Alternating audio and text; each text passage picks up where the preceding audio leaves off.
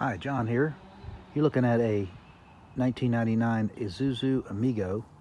It is the same as the Isuzu Rodeo, same as the Honda Passport.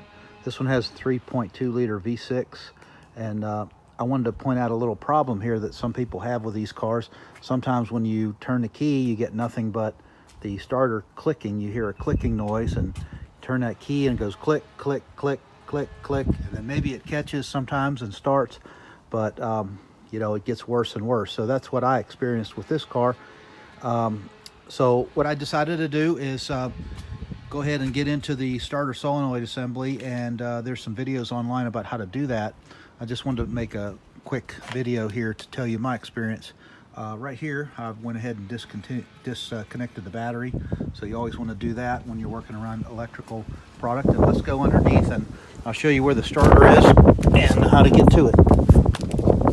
All right, bear with me here.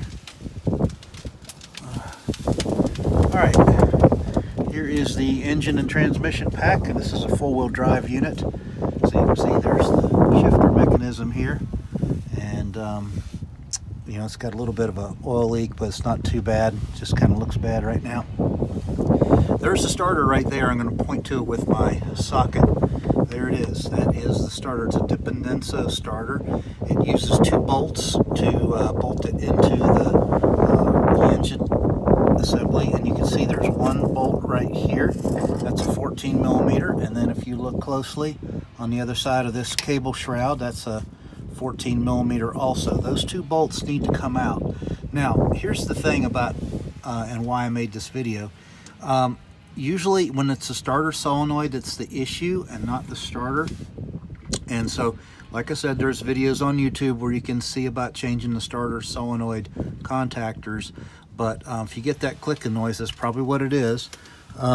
Anyway, in order to get to it though, you cannot really take the starter out of here because you have the exhaust system and you have this part of the transmission and engine pack. It's just too tight to get in here. So what you need to do is take these two bolts out, take the starter and rotate it to where you can get to the three small 10 millimeter, I believe it is 10 millimeter bolt heads to take out that little cap, and then you can replace the starter solenoid plunger and the two contactors.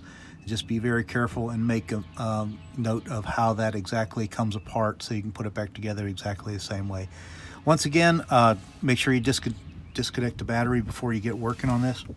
So I'm going to go ahead and get started, but nobody's made a video on the starter location, so this is it right here, Dipendenso starter, and this is the V6 version of the Isuzu Amigo Rodeo and Honda Passport. So may have more later on this, but hope you enjoy the video, and I'm going to get started, and maybe I'll add something to it here in just a little bit. Have a good day. Bye-bye.